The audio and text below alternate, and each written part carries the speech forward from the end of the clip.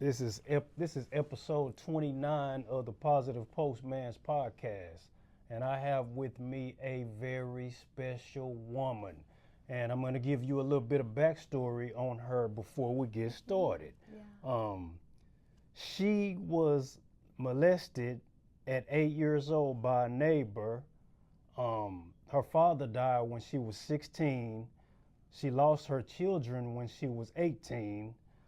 She became addicted to crack and alcohol for 20 plus years. Yeah. When she was addicted, she was in the streets of Dallas and Fort Worth with Yes. her addiction. Yes. And with God on her side, she overcame. And check this, she became a source of inspiration for others that were struggling with this addiction. She's been clean for 14 years. Yes. She's spoken in 5 states. She's a certified personal trainer. She's a gym owner. Did I get that right? You got it right. Okay. You got it right. You're doing good. She's a certified life coach. Yes. She's a published author. And I got to turn the card over on this one. She's a recovery coach. She's a business coach. She's a motivational speaker. Yes. And she has an online clothing store. Yes. Welcome to the Positive Postman's podcast. Thank you so much. Yes, Thank you ma'am. for having me. Yes, ma'am. Thank you so much. I'm so excited to be here. Right. Yeah, I was looking forward to this. So, how's your day? My day is going good. This is the highlight of my day. Getting my message out in hopes that I can help someone else. Yes, ma'am. Right. I know I'm no longer ashamed of my story. Right. Okay. It is what it is. What happened happened, and this is where I'm at today. Yes, ma'am. Yes. Through the grace of God. Through the grace, only through the grace of God. Yeah. I don't get no credit for this. Right. This not my doing. I don't have that type of power. Right. So I always acknowledge Him in all that I do. Yeah. You know, all that you read, that was Him. Yeah. Yeah. Yeah. I told you last night, I think I have to tell you again in front of the world that you are an amazing person. Thank you so Yeah, much. yeah. Thank you. Yeah. Well, let's jump into it. Let's go. Okay.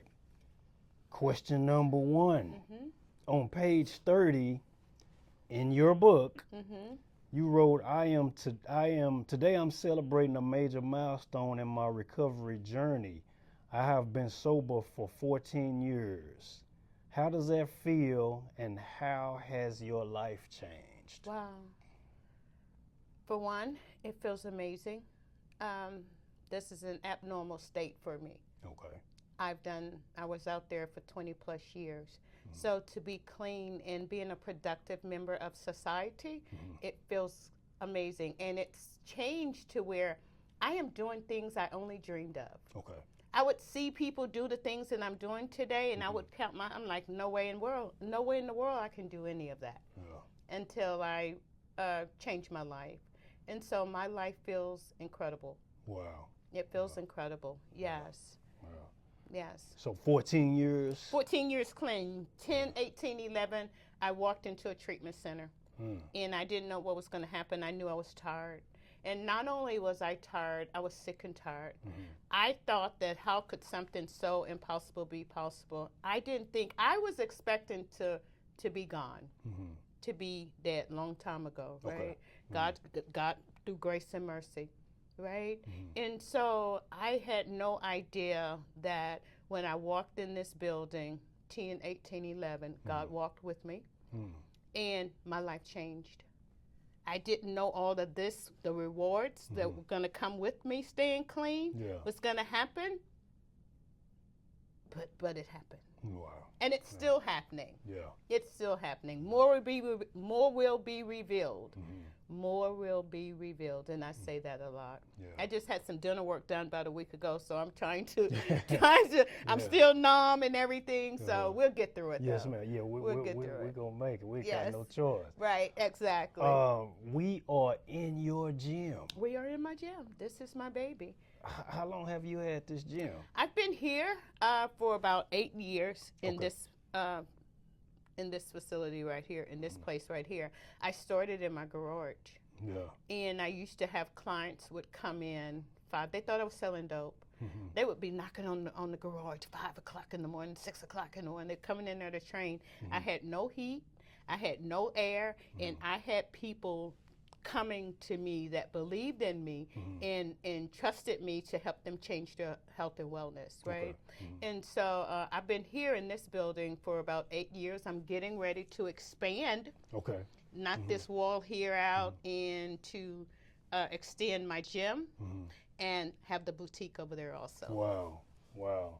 This is coming from someone that was addicted to crack cocaine for how many years? 20+ years. Now she's getting ready to knock the wall out of a gym and expand. When you were in your garage training, what was that like? I was grateful. Like, it was like I'd never had anything. Like, I didn't know, I couldn't go to a big box gym. For one, they wouldn't give me a chance. Two, I didn't know what I was doing. I just loved what I was doing. So and people, a lot of people will tell you that I've always been active. I was active as a child. And I used to play every sport there is because there was so much abuse in my home. There was no one there to care for us as children. My mother, I love her to death, but she was a hard worker and she worked 3 jobs. So they knew that that little girl didn't have any guardian. So I would stay at school all day for my safe place. That was my happy place.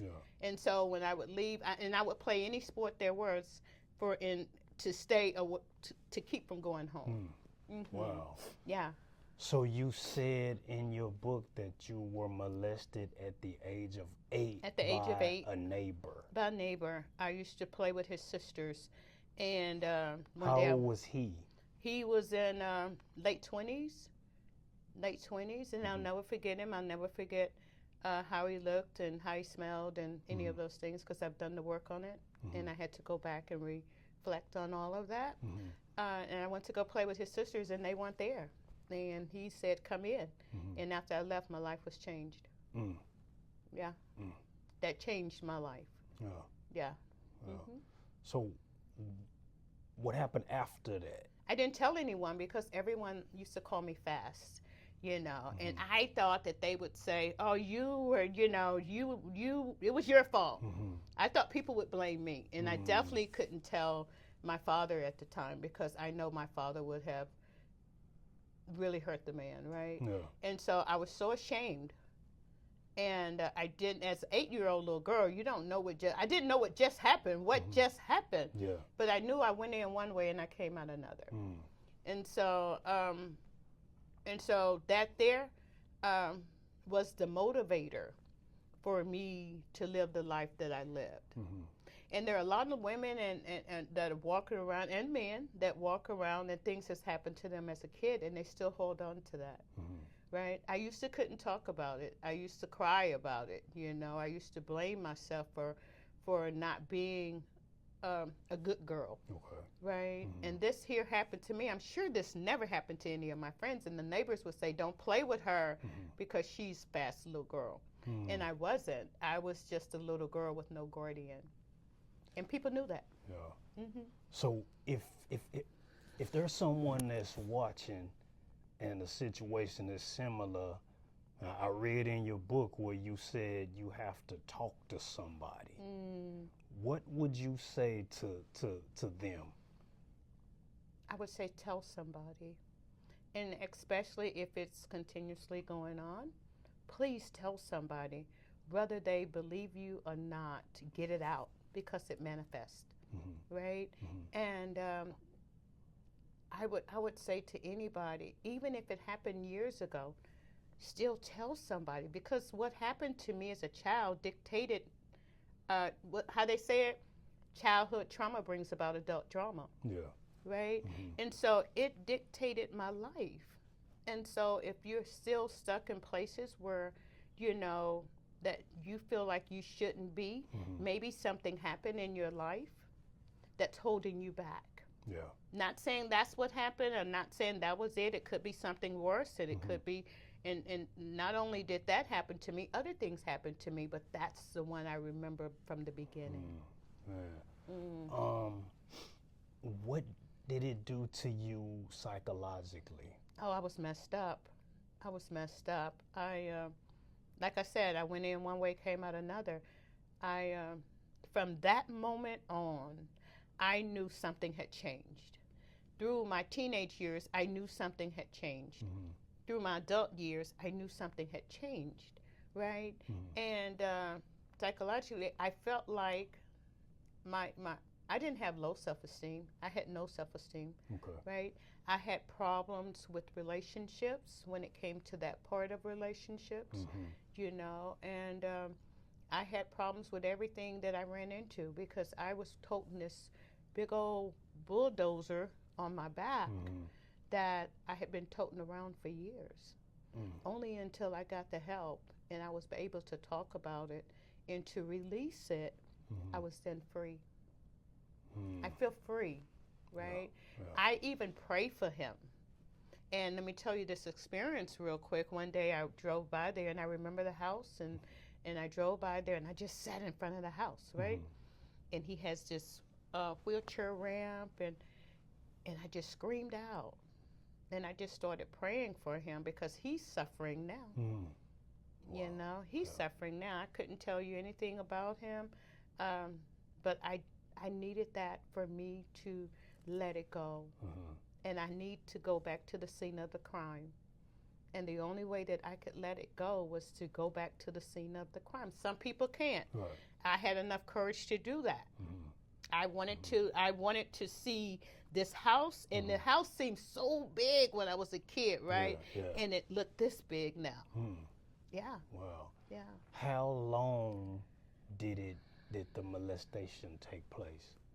It seems like it was forever. And I'm sure it wasn't, but it seemed like it was forever, and I'll never forget it. And all I was doing was just looking at the wall, right? And my therapist told me when we worked on that part of it, she said that scream that you let out was the scream that you wanted to scream when the act was taking place. Wow. Wow. It's deep, isn't it? Yeah. Yeah.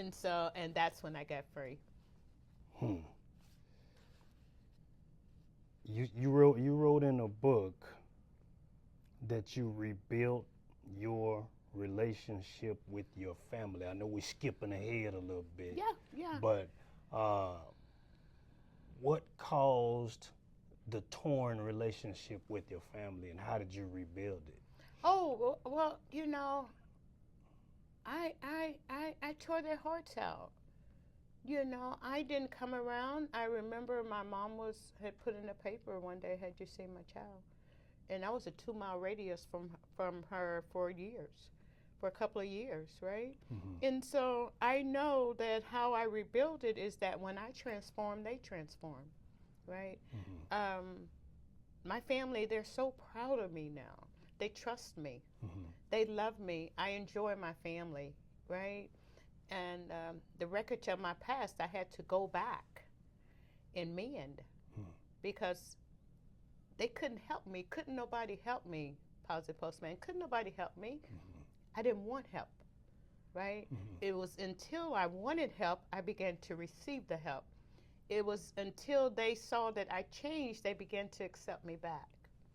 And that's how we build, and we're very close. My family and I was just on the phone. My whole family, we do a video call every morning. Yeah. They come to me for things. They ask me for my opinion. They ask me what do you think about this? And they talk to me about money and how do I get my finance? How do I get my credit? It's always yada, right? Yeah. And I feel good that I'm there Yeah. to be there to answer the questions or to show them that I love them. And you are needed in their lives. I'm so needed in their lives. How does that feel? It feels amazing. It feels like I'm loved. Yeah. I didn't get no love on the streets. I didn't get no love. I didn't give no love. It wasn't about love. It was about how can I get this next one, right? Yeah. Just like one more, just like the other one, right? And that was my life. That was all day long. That was, that's what I was a slave to the disease of addiction, right? I mean, a slave. It told me what to do. Yeah. every morning I woke up if I went to bed, right? And so, yeah, my life today is amazing with my family. It's better with my children, right? Right. It's because I done a lot of I hurt a lot of people, right? And everybody's not in the position or willing to forgive you because I'm clean now. I'm ready to go. I'm ready. Y'all have to forgive me for all I've done and the times I left you and told you I was coming right back and I didn't come right back. I'll be right back, and right back was months, right? Yeah. And so everybody doesn't accept that I'm clean. Some think I'm still using, right? After 14 years. After 14 years, right? After having a gym. After having a gym, vehicles. after seeing me traveling, after seeing me do this and do that. Oh, she said, oh, we just waiting for her to. Yeah, we just waiting. Oh, she'll be back doing that stuff again. Wow. You know. Okay. And I tell them to hold their breath. Yeah. Yeah, well, gonna be some dead people. It's gonna be. Yeah. It's gonna be a lot of them. So I was also reading in your book about a relapse program that you offer, or that you articulate to the reader. I think the part you're talking about is the part that I was suggesting places to go if they need help. First thing they have to do is admit they have a problem. If I can't admit I have a problem, I can't get the help that I need, right? Right. And so I think that was the part about going to treatment, or I couldn't go into the church and tell the church what I'm telling you. Right. You'd be judged. I'll be judged. Yeah. Or do you know the amount of times that you relapsed? I think a couple of times. Okay. I think the first time I had 4 months, and the second time I didn't relapse. I just resumed. Yeah. You have to have some recovery to relapse, right? And I didn't relapse. I just resumed doing what I was doing, and that's what it was. And so, but the first time I was in the program of a fellowship that I attend, I was in the program and I had 4 months, and I thought I had it all. I wanted to clean up the outside when the inside was messed up, right? So that's not gonna last. This is what I'm doing is an inside job. This is the healing and the things, and that's the material things doesn't mean anything to me. God and my recovery must come first, right? And I'm grateful that they said, once we get clean, we'll get some things. We'll accumulate some things, cars and houses and stuff, because I ain't giving the dope man my money no more. Right. I bought him a lot of cars and houses, right? Yeah. I bought him all the cars and houses. And so I know material things can go just like anything else if I don't stay on this path. Yeah. Oh, this will be at the dope house. Right. Wow. And so I have to keep that in mind, that God and my recovery must come first, and then everything else comes. The family, the business, the friends, nothing before that. You spoke about God. That leads me to my next question.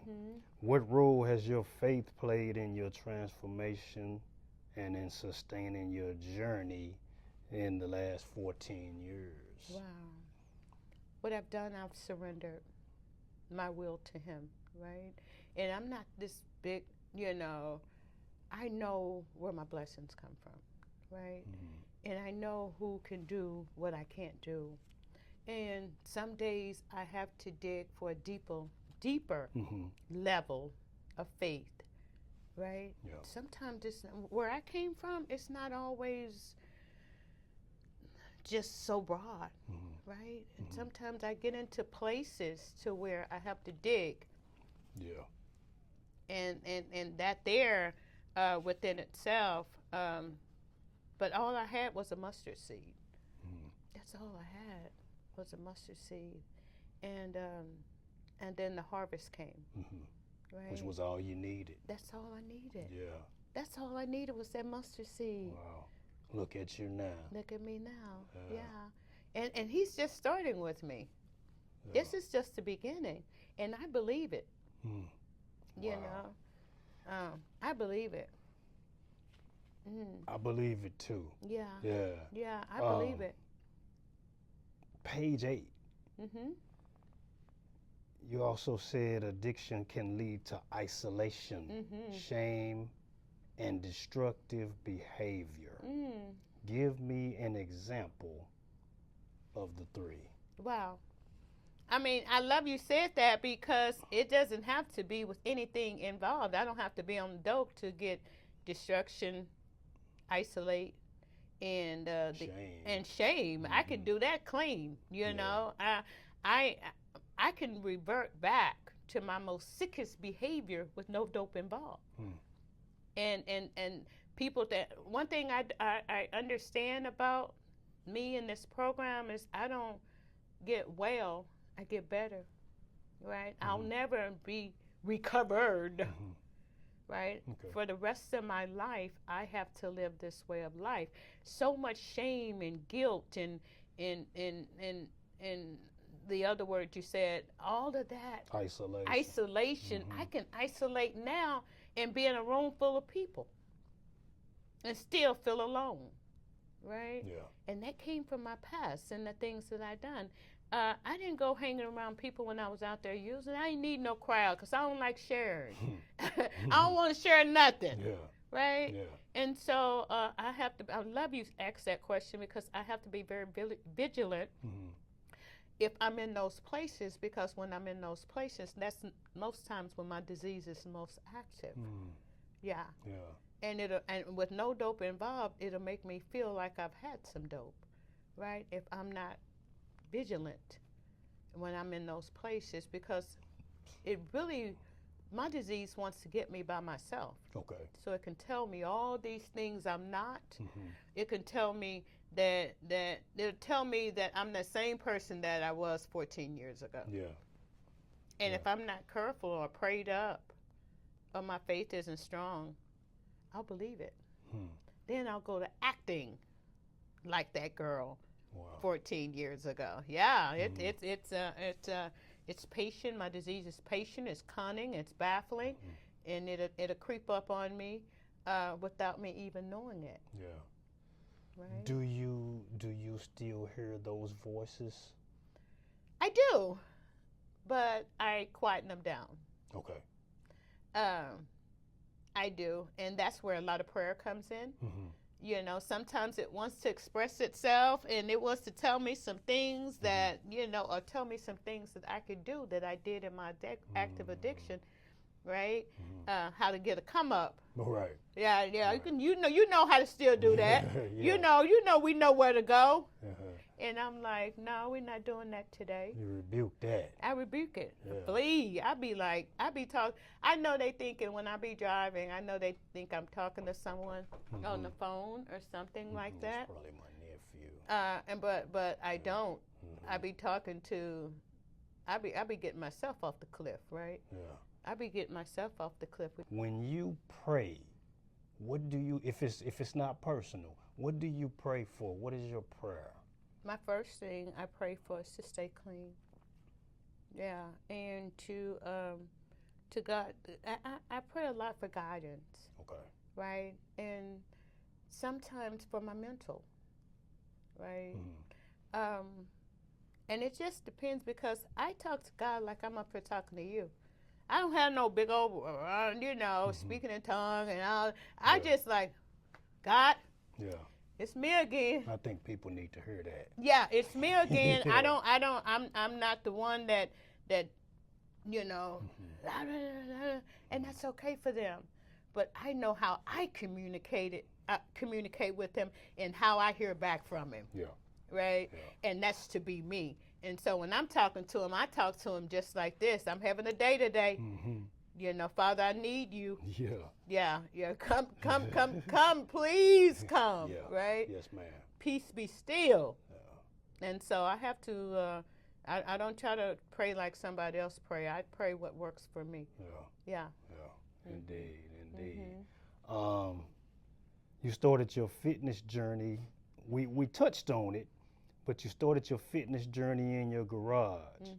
What kept you going when you didn't have the resources and the support? Well, one of the places I started was in my garage. When I had 60 days clean, I used to go to rehabilitation centers, rape crisis, homeless shelters. I would go in any institution that would let me come in and educate about health and wellness. And I didn't know anything about it, really. And so the lady told me one day, she said, Miss Amie, she said, you know what? She said, these women don't smile until they know you coming. That was my reason. They thought I was helping them, but they were really helping me stay clean, right? And God would send me into these places where most people won't go. And I went in there. I went to jails to speak. I've been to prisons to speak. That wasn't my story yet. But I know if I don't stay clean, that could be my story, right?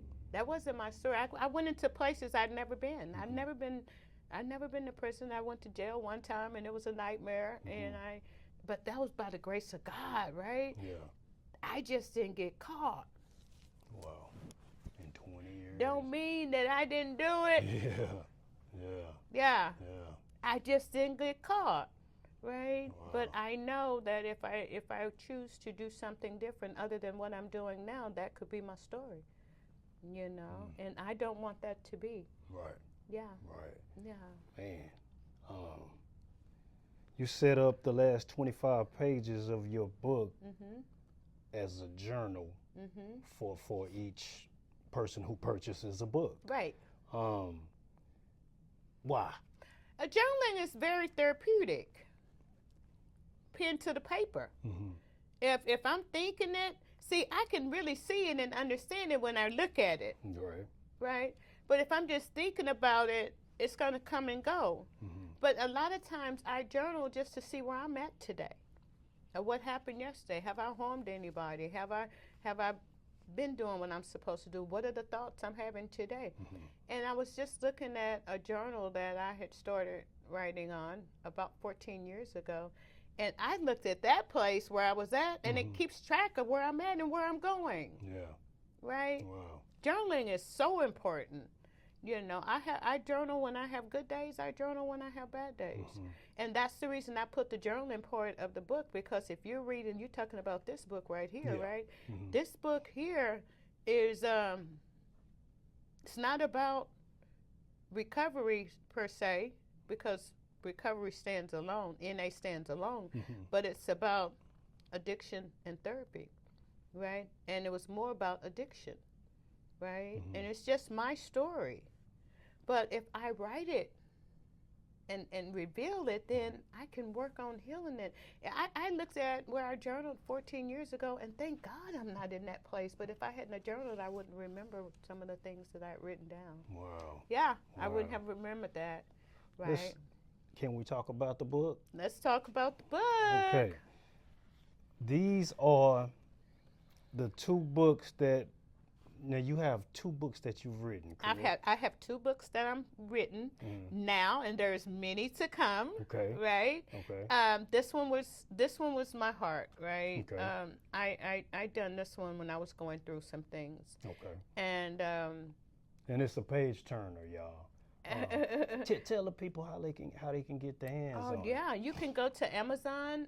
It's also in Doc's bookshop. Both books are. I'm trying to get it in Barnes and Noble. This one was a bestseller, and this one is following right behind this one. And you can go on Amazon and get each book, Breaking the Chains Through Addiction and Therapy, here. And my second book is Master Your Mind, Master Your Weight in 30 Days. And I know some people think of drug addiction, and I wrote this book here because a lot of people have a food addiction. They have no idea it's an addiction now. Yeah. But it's leading their lives, right? And so with all these underlying illnesses and things of that nature, and can't stop eating, not knowing what to eat, when to eat it, and morbidly obese. People don't want to talk about that part about it, right? People don't want to talk about weight loss and getting healthy. I'll be 61 in 15 days. What? I'll be 61 in 15 days. Okay.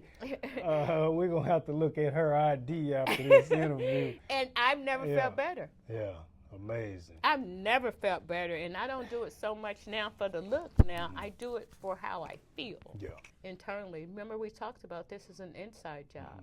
So I have to be careful what I can become addicted to anything. True. I can become addicted to anything. Addiction is addiction. People want to look at drugs and alcohol as the worst, but no, that's not. So it's a lot of people walking around with addictions. Oh man, gambling addiction, food addiction, shopping addiction, sex addiction. Addiction is addiction. That's something I keep doing and I can't stop. Yeah. Obsession, compulsion runs neck and neck with addiction. You know? Wow. I think about it, and once I start doing it, I can't stop. That's an addiction. That's an addiction. Right? And I want more. I can't get enough. And people don't like to talk about that because that's where the journaling comes in. If I can write how I feel and spot that's what it is, I can get the help for it. Right? Yeah. I know some people have a gambling addiction and spend way more money than people on dope. You just can't tell because of when you're using drugs and alcohol, there's the obvious. Okay. The weight loss, the dereliction, the homelessness, just you can tell when somebody's on that stuff. Yeah, indeed. But some people have these addictions, they cover it up very well, but they're suffering in silence. Can't tell nobody. I just spent all my rent money, just got another title loan, just to go and put it in a machine. Wow. Yeah. Wow. And let me say this real quick. Have you ever noticed that at the casinos, they don't say anything once you're walking in there. And then there's this big sign that says, if you think you may need help, please call 1-800. See, they don't say that. That's how they get you in there. Right? They're not going to say that before you walk in, but they like, we offered some help. Yeah, when I was out all my money, right? So I'm saying that to say that addiction is addiction. And they also keep those drinks coming in the casino. Oh, absolutely. They have everything you want right there. They got the little fast food. They got the drinks. They got the women. They got the women dressed up that works in the places. Everything that's shiny, blingy, that everything that attracts me to stay longer. I have everything you want right here. Stay longer. Same thing when I was using. I had everything I needed and I wasn't leaving. I wasn't leaving. Same thing. I have achieved many accomplishments and speak all over the United States. Yes. How does that feel? It feels amazing. Feels amazing to me talking to you. Oh, wow. It feels amazing. I'm surprised sometimes by constantly getting emails. Would you come and speak? I send my speaker sheet, and they agree to what my fee is, and they fly me out, and I never say that I'm a motivational speaker. I always say I'm a transformational speaker because I want to transform lives. Okay. And it's not always about the lifestyle or the drugs. It's about people going through life on life's terms, and life is lifing. Okay. Yes, it is. And so I help them with how to, only if I've experienced it. I don't share anything I haven't experienced. Right. And I share with them what could possibly work. And if you've been doing this, maybe we need to shift our mindset and do this. Maybe we need to not go for just one day. Maybe we need not to act out like that for just one day. We have to shift the mindset. And that's not always easy. I tried quitting my addiction, but I couldn't seem to break free from its grip. Despite my best efforts and intentions, I found myself constantly struggling to resist the cravings and urges that plagued me.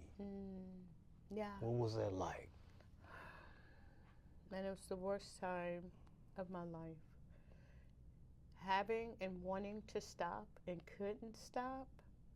Like, I remember times I would be driving to the dope house or walking, crying, because I didn't want to go, but I couldn't stop.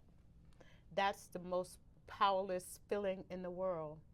Like, it makes me cringe. It makes me cringe, and it makes me sad that that there's some out there that's like that, and they don't know where to go for help. They don't want to do it, but they can't stop. We're not bad people. They're not bad people. You know, we just made mistakes, but we're not. We're not mistakes. We just made mistakes. Right. And some of the people that you just read it, wanting another life, but they don't see how can I do anything different. This is all I know, right? And to see that, and that's why I like to share with people that if I can do it, you can do it. Like, but you gotta want it. You gotta want it more than anything. It's not a such thing as I'm tired. Tired doesn't do it. Right. I had to be sick and tired. Sick and tired. I was sick and tired of me. I was sick of me. I was disgusted by me, right? And then I said, something's got to change. But I didn't know where to go for change. Okay. I called the 1-800 number. They told me where to go. And I walked in a place that changed my life. Was it easy? No, because the cravings and the lifestyle. See, if I wasn't addicted to the dope, I was addicted to the lifestyle. Lifestyle comes with that, and that's everything. Yeah. So, fast life, fast money, fast, and I was really killing myself. A slow death, though. And I really wanted to do it myself, but I was too much of a coward to do it. I didn't want to live like that. Yeah. They don't want to live like that. So you contemplated suicide? Oh, several times. Yeah. I would prefer to have done that than to kept living the way I was living. Yeah. Because I was already dying, but it was too slow. Yeah. Right. Spiritually, I was dead. You was dead. Spiritually, let the truth be known, I was a walking, how they say walking dead, that's truth. Yeah. And so, yeah, I get it. Wow. Okay. Page 12. Okay. I've been reading. I see you have. You just got the books yesterday. I love it. Yeah. You're reminding me more. Hey, man, look here. I was always told to do my homework. You did. Yeah. You did. That's what it's about. It says this is a true story. It says with me keeping those secrets, they kept me into my addiction and sick. Secrets keep you ill. You must tell somebody. We were talking about that at the beginning of our interview about if somebody is going through any type of sexual assault or anything like that, or anything, or any type of addiction, tell somebody. Secrets keep you sick and physically, right? And so there's a difference between secrets and privacy, right?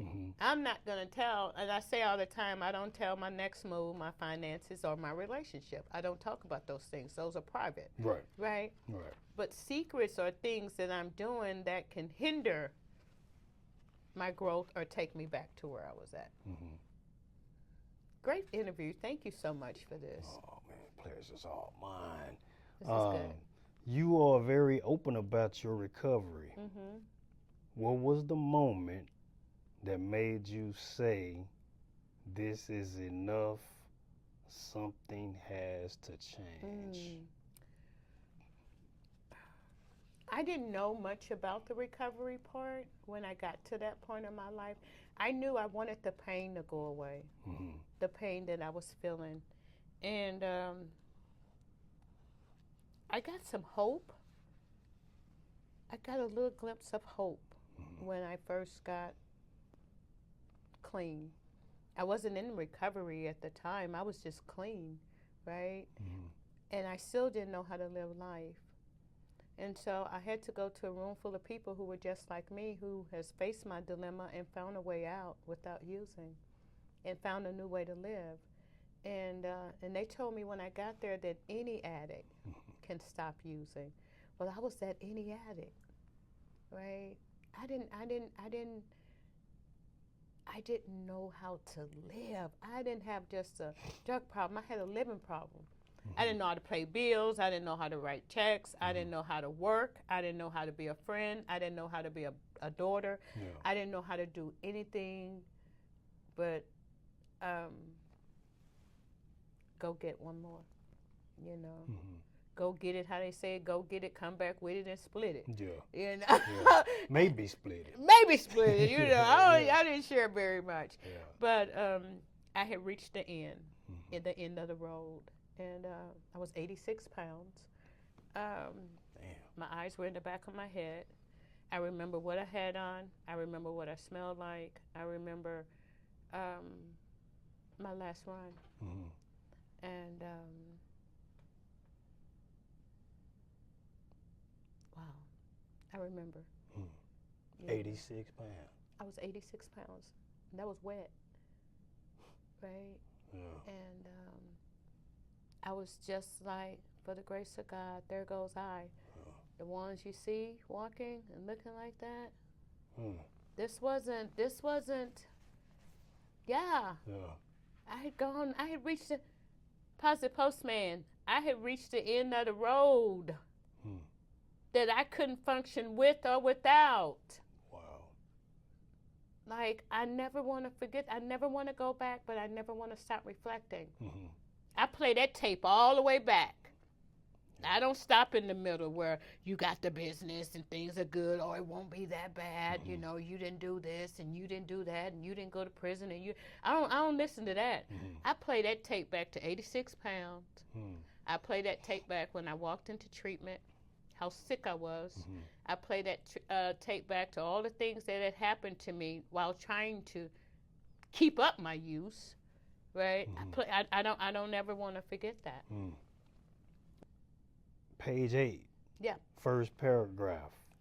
You said no longer did I want it to harm the little girl within me. I thought that was, pretty touching, and I wanted to hear more about it. Wow. Yeah. That little girl has been through a lot, and she didn't trust me or my decisions. So, it's an unhealed little girl. And that's funny you asked that, because my therapist and I was talking about that, and I done some stuff with that with my sponsor and whatnot. It's always about the little girl, the little girl that never grew up, right? Yeah. And so I kept harming this little girl, and she didn't trust me, and I would visualize her, and I was asked, "How do you see the little girl?" And I would visualize the little girl in a corner, balled up, scared to death, because she didn't know what I was going to do next. You know, and not long ago, my therapist, she said, "How do you see the little girl today?" I said, "She's standing up. I said what she had on, how she's smiling. Now she trusts me." Yeah. That little girl dictated my behavior and my decisions. She was affected by it, because I was the little girl that never got a chance to grow up, right? And I was always around older people, you know. And another thing, when I lost my father, that added to all the trauma and pain that I'd gone through with the 8-year-old story. When my daddy, I was a daddy's girl. Yeah. But my daddy, he didn't bar none about me. And he was so proud of me. And so I would look for people, and men in general, to be my daddy. So I would always hang around older people. And I've always hung around older people. This little girl, you know, back then they say, you know, kids don't sit around grown folks when they talking, right? Go outside. You go outside, you go play, right? And that wasn't my story. I gravitated to older people, and those people weren't the best people, right? And they knew that this little girl, the little girl was unhealed and had a lot of trauma, and people did what they wanted to do to the little girl. Right? In an adult's body, right? I was that little girl that was in an adult's body for many years. And so, she's coming along just fine. Yeah. Awesome. She has boundaries. She doesn't accept things. She doesn't do things. She doesn't let. And it's not so much protection for me, it's the protection for her. Because when she's okay, I'm okay. Do you have any extracurricular activities that you do that brings that little girl out? I climb trees. Oh, yeah.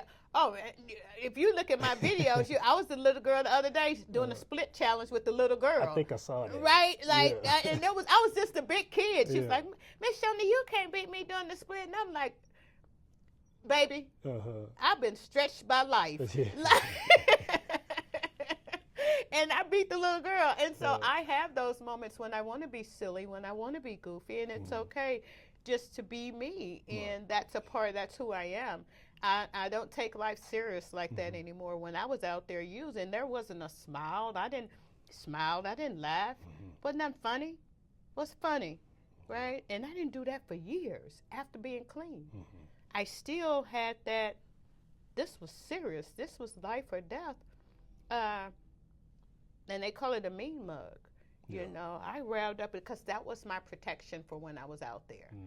That saved my life a lot of times, to rear up or to, you know, to be ready. Yeah. I was always, somebody told me, you used to be always ready, set, and go. I was nothing to play with. I was nothing to play with. I didn't care if you was a man or a woman. I was nothing to play with, but that was all survival mode. That's what I was about to say. That was all survival. I don't have to survive today. I can live. And I love living like that, and I love that I'm not that person anymore. Yeah. Right? But I had to do a lot of work.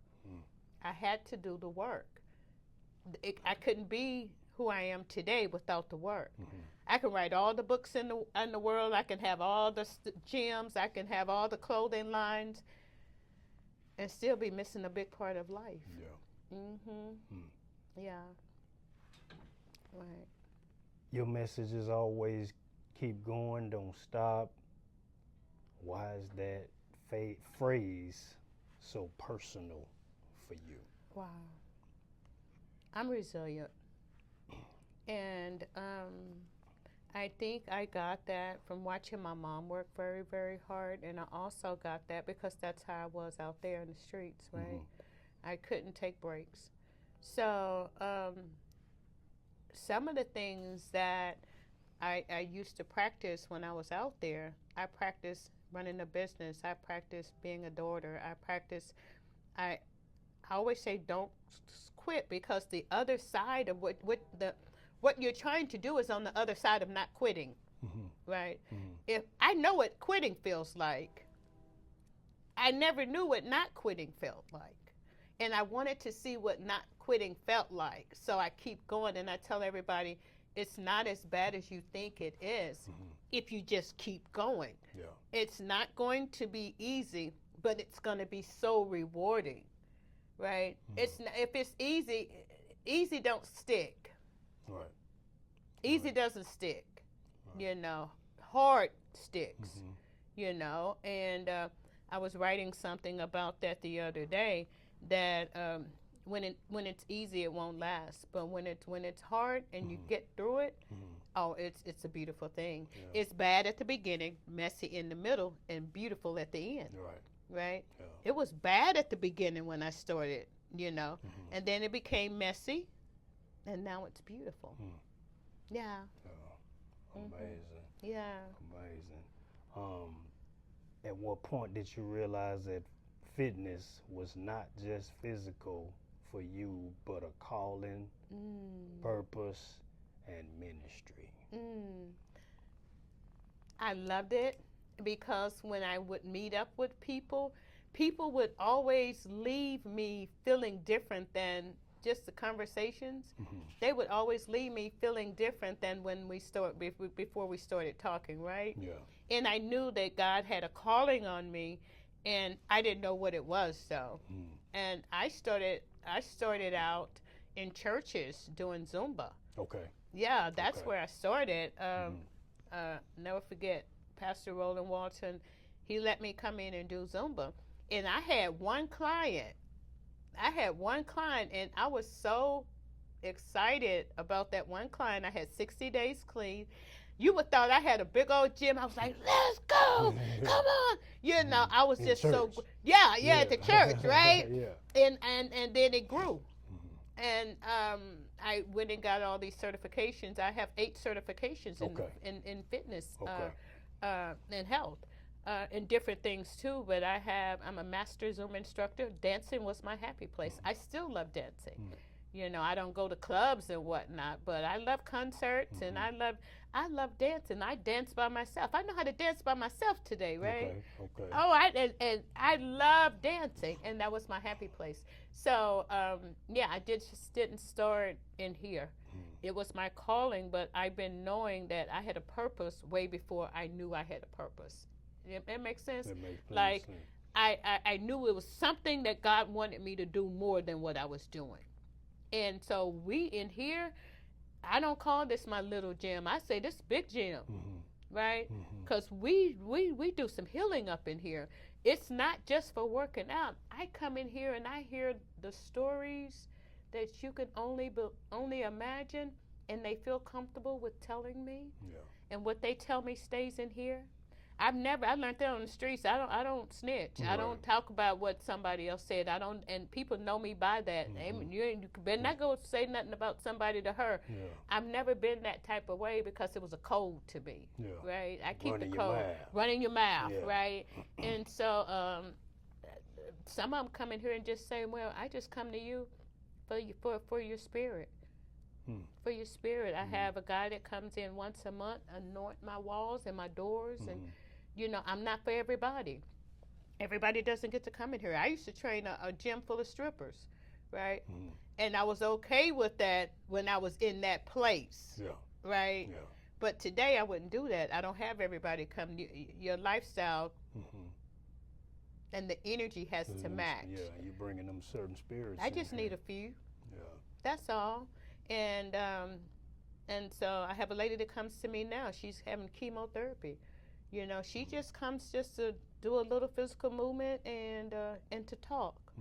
You know, I have 2 ladies that's going through a divorce. They come in here and they just want to talk. Yeah. So it's not so much always about the physical fitness part of it. It's about the spiritual part.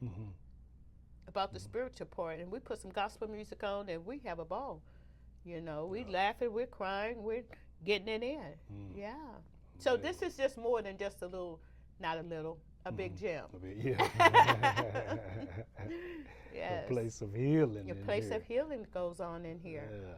Yeah. When you first started rebuilding I think we talked about that already. Can you share with us who you are today? And what is your mission with Restored to Fitness? Wow. Who I am today, I'm a loving and caring and kind person. I'm a go-getter. Yeah. I am resilient. I am a child of God. I am, you know, and sometimes it's hard for me to give myself that credit, but I do because I believe it today. But I am a whole different person. Right, I am. Man, I don't even know how to say it, but I've noticed my assets. You know, I'm good with people. I smile. I help people. I love being of service. I'm a woman of service. You know, purpose and driven. And all those things I am, and what I do, you mentioned what I do, all of those titles don't mean nothing without God, right? They're titles, right? But I am human also. Yeah. I'm first thing, I'm human. So I make mistakes. I don't want people to look at this video and think, well, she's gotten it all together. I do well, but I make mistakes, you know, and I acknowledge them, and I give myself a break. I put the bat down. I stop beating myself up like that, and pick up a feather, and I keep it pushing. You know, because this is a new way to live for me. This is new. Sitting up here talking to you, we talking about books and recovery and business, and this is new for me. Right. After 14 years, it's still new for me, and I'm so grateful for it. You know, to live a life that I could only dream of. Wow. Yeah. I'm so grateful. Yes. Give me 3 people who inspire you. I have a coach. My mom, for one. My mom inspires me every day because she is a phenomenal woman. I have a coach. My coach is the legendary Les Brown. Okay. That's my coach. Last night and Les Brown. Yes. That Les Brown. Yes. Okay. Yes. Okay. That Les Brown. Yeah. And my significant other. Okay. You know, he inspires me a lot. He's been with me a lot through it all. You know, and he didn't give up on me. And he's an amazing man. He's a man of God, and he inspires me. And his characteristics inspire me as well. He's something I strive to be. And his story wasn't like my story, though. You know, he grew up traditional household, college, and this and that, and I grew up the opposite. Yeah. So opposites do attract. Right. Regardless of what they say. And regardless of what they say, right? Yeah. Yeah. And so those are my 3 inspirations. And but Les Brown has been a big part of my recovery and my life. I met up with him in Atlanta not too long ago. I met up with him in Atlanta, and I could name a lot of people. I don't want people, they're gonna see this like, oh, she didn't say me. You know, don't charge it to my heart, charge it to my mind. Yeah. I have so many people that has inspired me throughout this journey. Your journey. Yeah. What do you want people to say about you, or what will people say about you when it's all said and done? She was the real deal. She helped everyone. She tried to. She gave back a lot of herself. She gave a lot of herself to others, and she was had a great personality. She was amazing. She really was. It came from her heart. She had the biggest heart, right? I'll give a person a shirt off my back, and I'll still do that today. I don't see people, I'm no better than anyone, and I'm no less than anyone, but the people they call the underdogs or having the hardest time, those are the people I gravitate to. Those are the ones I get the most joy out of helping, right?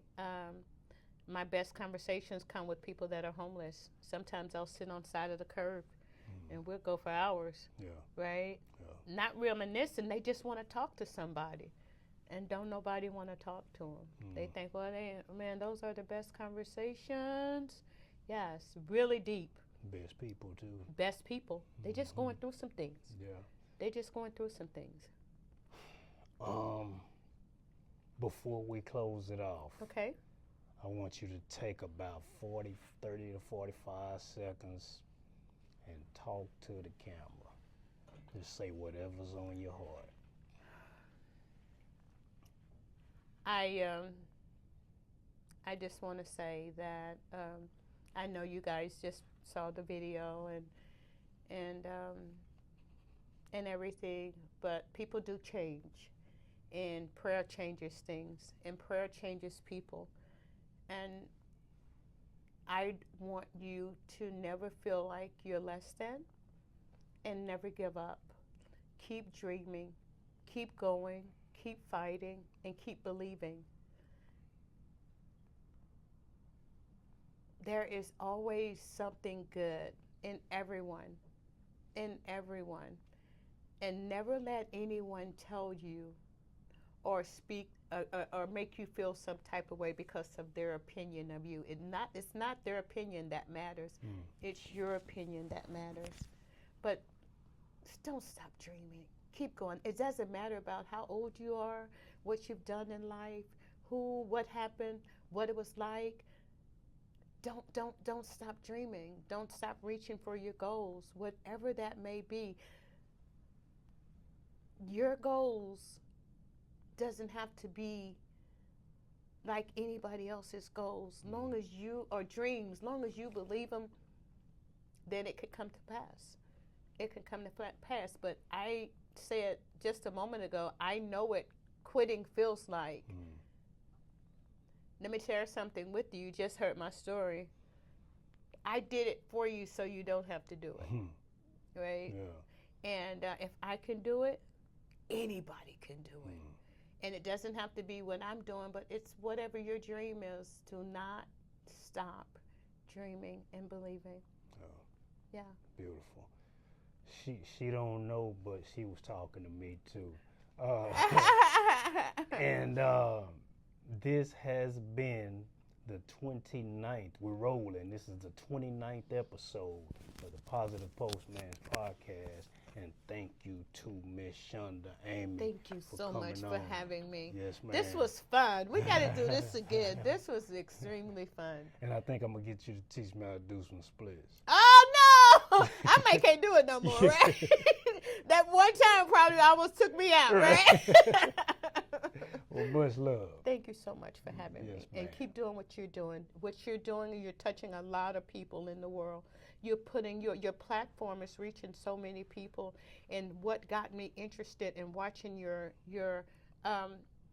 videos in your live, I mean, with you interviewing people, it was authentic.